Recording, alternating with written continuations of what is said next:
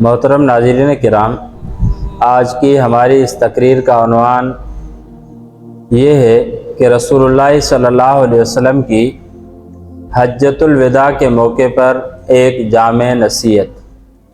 نبی علیہ الصلاۃ والسلام نے حجۃ الوداع کے موقع پہ صحابہ کرام کو نصیحت کی تھی، جس کے راوی حضرت ابو امامہ سدی بن عجلان باہلی رضی اللہ تعالیٰ عنہ ہیں۔ وہ کہتے ہیں کہ رسول اللہ صلی اللہ علیہ وسلم حجۃ الوداع کے موقع پر خطبہ دے رہے تھے۔ اللہ کے رسول صلی اللہ علیہ وسلم نے خطبے کے دوران میں نے اللہ کے رسول صلی اللہ علیہ وسلم سے سنا، اللہ کے حبیب صلی اللہ علیہ وسلم فرما رہے تھے، اتقوا اللہ، اللہ سے ڈرو، تقوی اختیار کرو۔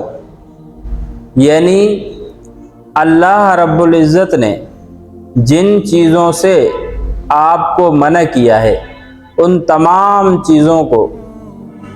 چیزوں سے آپ رک جائیں، اور جن چیزوں کے کرنے کا اللہ تبارک و تعالیٰ نے حکم دیا ہے وہ تمام کی تمام چیزیں آپ کریں۔ یہ اللہ کے حبیب صلی اللہ علیہ وسلم کے ان نصائح میں سے ایک نصیحت تھی، یعنی اتقوا اللہ، اللہ سے ڈرو، یعنی اللہ کے علاوہ اور کسی سے نہیں ڈرنا فقط اللہ سے ہے۔ اور جن چیزوں سے اللہ کے رسول صلی اللہ علیہ وسلم نے اور اللہ تبارک و تعالیٰ نے بچنے کا حکم دیا ہے ان چیزوں سے بچنا ہے۔ اور دوسری اللہ کے رسول صلی اللہ علیہ وسلم نے یہ نصیحت فرمائی، وَصَلُّوا خَمْسَكُمْ، 5 وقت کی نماز ادا کرو۔ یعنی جو اللہ رب العزت نے آپ کے اوپر 5 وقت نماز فرض کی ہے وہ 5 وقت نماز آپ کو ادا کرنی ہے۔ دیکھیں حضرت امام حسین رضی اللہ تعالیٰ یہ ایسی نصائح ہیں جن پر صحابہ کرام نے خود رسول اللہ صلی اللہ علیہ وسلم نے عمل کر کے دکھایا ہے۔ اس کے بعد امت کو حکم کیا گیا کہ آپ نے بھی اس طرح کرنا ہے۔ اللہ کے حبیب صلی اللہ علیہ وسلم کے بارے میں آتا ہے کہ نبی علیہ الصلاۃ والسلام آخری مرض الوفات میں ہیں۔ نبی علیہ الصلاۃ والسلام کے پاؤں مبارک زمین پر، بالکل زمین کے اوپر وہ سہارا پاؤں سے نہیں لے رہے، لیکن پھر بھی صحابہ کہتے ہیں کہ ہم نے رسول اللہ کو دیکھا صلی اللہ علیہ وسلم کو کہ وہ 2 لوگوں کے سہارے سے نبی علیہ الصلاۃ والسلام نماز کے لیے تشریف فرما ہوا کرتے تھے۔ حضرت امام حسین رضی اللہ تعالیٰ عنہ کربلا کے میدان میں تیروں اور تلواروں کی بارش ہے، اس میں بھی نماز کو قضا نہیں کرتے۔ یہ درس ہے ہمارے لیے کہ نماز کسی حال میں بھی ہم سے معاف نہیں ہوگی۔ اور اسی طرح اللہ کے رسول صلی اللہ علیہ وسلم نے یہ بھی نصیحت فرمائی، وَصُومُوا شَهْرَكُمْ، یعنی رمضان المبارک کے جو اللہ رب العزت نے آپ کے اوپر روزے فرض کیے ہیں وہ روزے آپ کو رکھنے ہیں۔ اسلام کا بنیاد جن 5 چیزوں پر ہے ان میں سے ایک یہ بھی ہے کہ رمضان المبارک کے روزے رکھنا یہ بھی فرض ہے، اور اللہ رب العزت نے یہ ہمارے اوپر فرض کیا ہے، اور فرض جو ہے اس کی کسی بھی قسم کی کوئی معافی نہیں ہے، اور اس کو ہر حال میں رمضان المبارک کے روزے رکھنے ہیں، سوائے چند صورتوں کے جس میں روزہ آپ چھوڑ سکتے ہیں۔ مثال کے طور پہ سفر پہ جا رہے ہیں، یا اسی طرح بیمار ہیں، یا اس کے علاوہ کوئی ایسا عذر ہے جس کی وجہ سے آپ روزہ نہیں رکھ سکتے۔ اور اسی طرح اللہ کے حبیب صلی اللہ علیہ وسلم نے یہ بھی وصیت فرمائی، وَآتُوا الزَّکَاۃ، یعنی اپنے مالوں کی آپ نے زکوٰۃ دینی ہے۔ مثال کے طور پہ کسی آدمی کے پاس اگر 40 بکریاں ہیں تو 40 بکریوں پر 1 بکری ہے، اور اسی طرح کسی آدمی کے پاس 1000 روپے ہیں تو 1000 روپے کی جو زکوٰۃ ہوتی ہے وہ فقط 25 روپے ہوتی ہے۔ ہم موبائل لوڈ کرواتے ہیں، موبائل کمپنی والے ہم سے 100 روپے پہ 15 روپے کاٹتے ہیں یا 16 روپے کاٹ لیتے ہیں، لیکن ہمیں کوئی وہ احساس افسوس نہیں ہوتا۔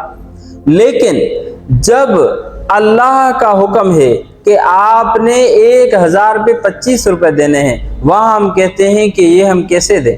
یا آپ مثال کے طور پہ کسی کو 1000 روپے بھیجتے ہیں تو اس سے 40 روپے کی کٹوتی ہوتی ہے۔ वहाँ हमें कुछ भी नहीं होता।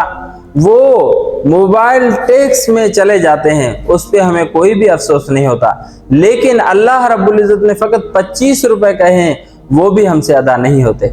तो ये एक यूँ समझें कि ऐसी बात है कि जो हमारी ईमान की कमज़ोरी पर दलालत करती है। एक दूसरी हदीस में आता है, रसूलुल्लाह सल्लल्लाहु अलैहि वसल्लम ने फरमाया कि आखिरी वक़्त ऐसा आएगा जिसमें लोग ज़कात को लोग चट्टी समझेंगे और ज़कात अदा नहीं करेंगे।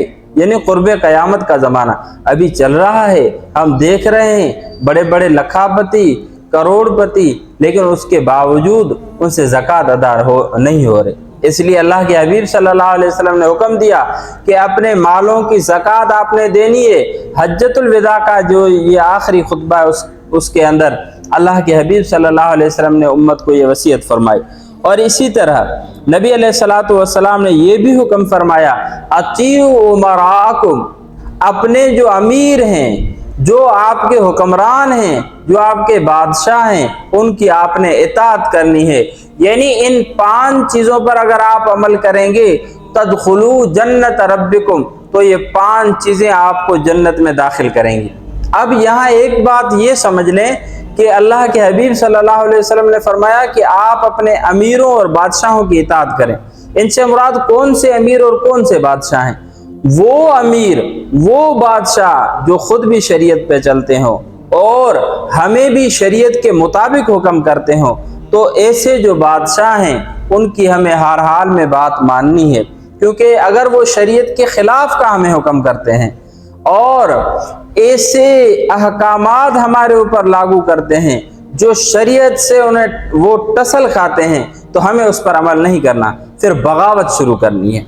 क्योंकि जब अल्लाह तबारक व तआला के हुदूदात को कोई काजी छेड़े, कोई बादशाह छेड़े, तो फिर उलमाए किराम और मुसलमानों के ऊपर ये लाजिम है कि वो उसके खिलाफ अलम बगावत बुलंद करें और तब तक चैन से ना बैठें जब तक वो अल्लाह तबारक व तआला के अवामिर और नवाही जो है उनसे रुक न जाए।